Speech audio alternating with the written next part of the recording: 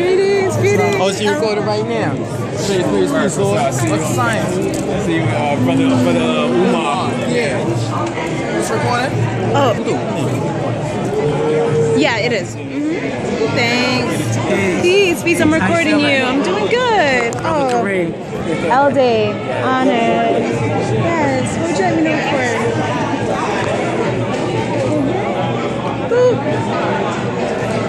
That was a very embarrassing stint with Brother Africa, man. Oh, did you say something silly? I tried to speak to him, I tried to ask him some questions, and he's just really like, I don't know, out of this world with it. Like, I don't know, man. I know who he remind me of.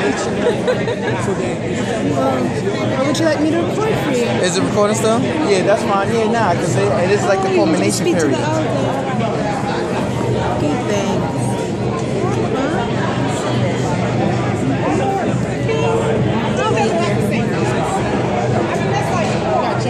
Yes, sir. Right there. Islam.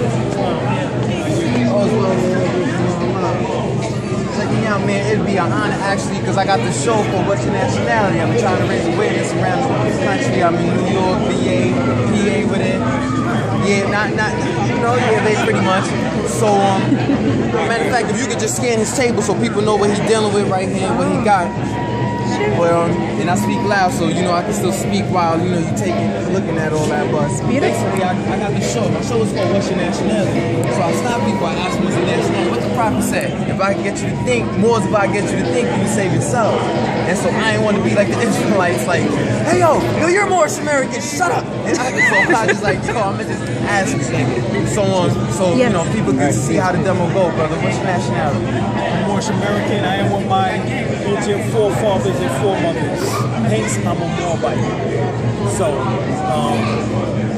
that's who I am. Now, I just want y'all to check his reaction time. It wasn't even 0.5 seconds. Everybody else I got on camera was like,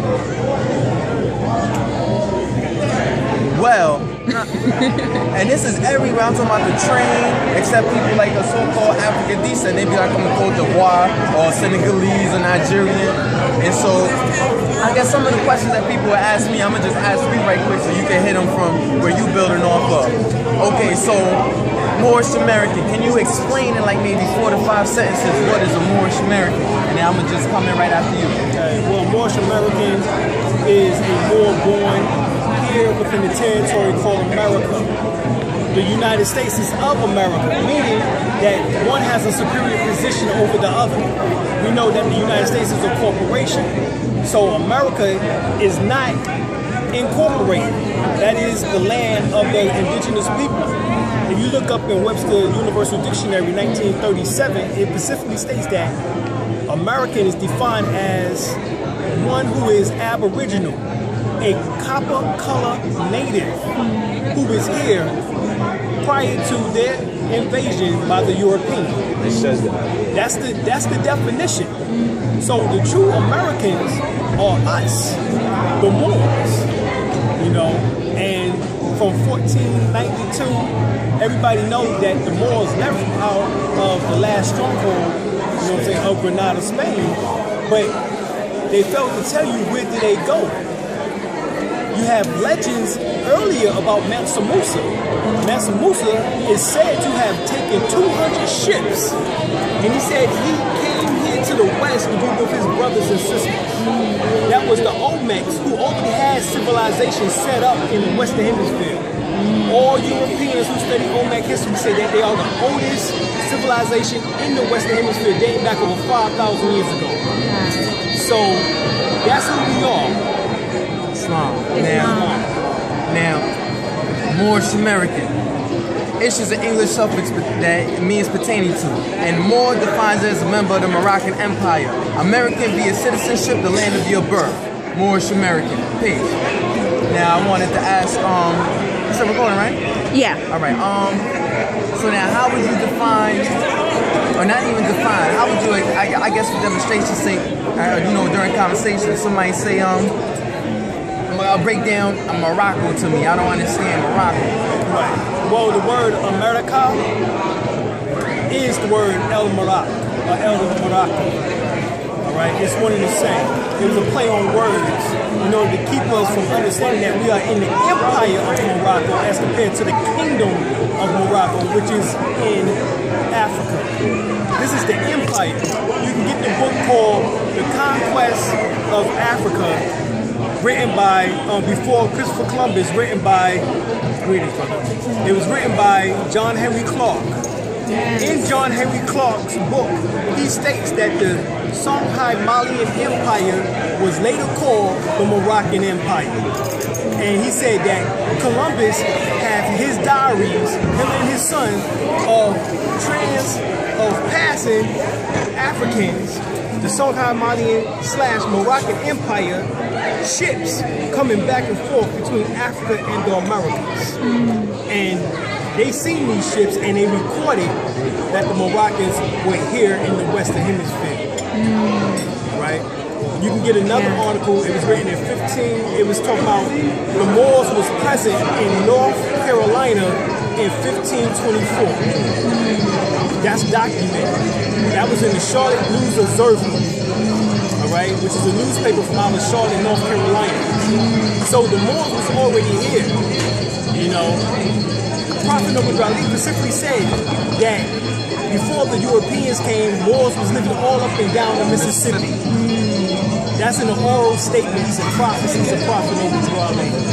So we was already up and down the Mississippi, meaning as we came from out the interior of Mexico, we came up into the delta of Mississippi, along the Mississippi River, and those mounds that we see, which dates back within this country, over 200,000 mounds and pyramids that was built from Peru into Alaska.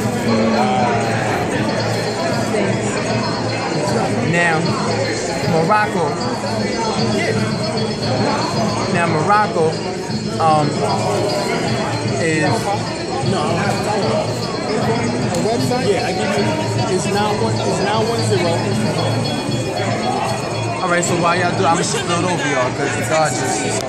So, yeah, you saw, no, sound tower was at 1,120. Watch this. So Morocco, right, would be the political jurisdiction exercised by the nation of people who were the Moors, right? And that political jurisdiction extended north, south, central America, the adjoining islands, as well as the northwestern and southwestern shores of Africa, which can also be found in chapter 47. Also in the divine origin of the Asiatic nations in chapter 45 of the Holy Quran of the Moorish Science Temple of America. It shows the beginning, starting from the Moorish, then it starts building on who the Egyptians were, who the Japanese and Chinese were and are, etc. And then it went down to the Moorish Americans while it was dealing with everybody in South America, such as the Chileans, Nicaraguans, etc. And of course the islands in between. Now, when we talk about Morocco, Morocco itself is a political jurisdiction. It's an exercise of power. Like, for example, New York. New York is everywhere, but the political jurisdiction that encompasses the state of New York is both as meets and bounds, as opposed to the people New Yorkers, you can't put a meet and bound to because people travel from place to place, which would coincidentally be the difference between a nation and a country, which I tried to explain to the doctor, that a nation is an aggregation of men, and a country is a political jurisdiction exercised over a territory that those people are inhabiting. Peace. Yeah, peace, Lord. Thank you. By the way, would you purchase Prophet Noble Drali, Savior of Humanity, written by Alim Bey, because because it's a good book? Well, it's $20. I mean, you know, it's the prophet. Don't I'm saying it's the prophet. No, but really though, it is the prophet, and you know, a lot of the misconceptions about the Moorish science that, you know, is in the streets. You know, a lot of people aren't really able to be in the streets and debunk it or show people another way, because, like, for example, people in your position, man, you're too busy to be walking there 250 talking about, yo, what's your nationality? You know what I'm saying? But for those of us who do have the ability and we do have the knowledge, and those of us who do have references, we should definitely go out there, build with the other Moors, build with the other Asiatics, learn each other's understandings, so that, because it says in the Holy Instructions in Unity, in chapter 1, he says that the gifts of the understanding of the treasures of Allah, and he appointed to everyone his portion, and what measure seemeth good unto himself. So he's got a portion, and in that measure is his portion, just like I have a portion, and to my portion is a measure.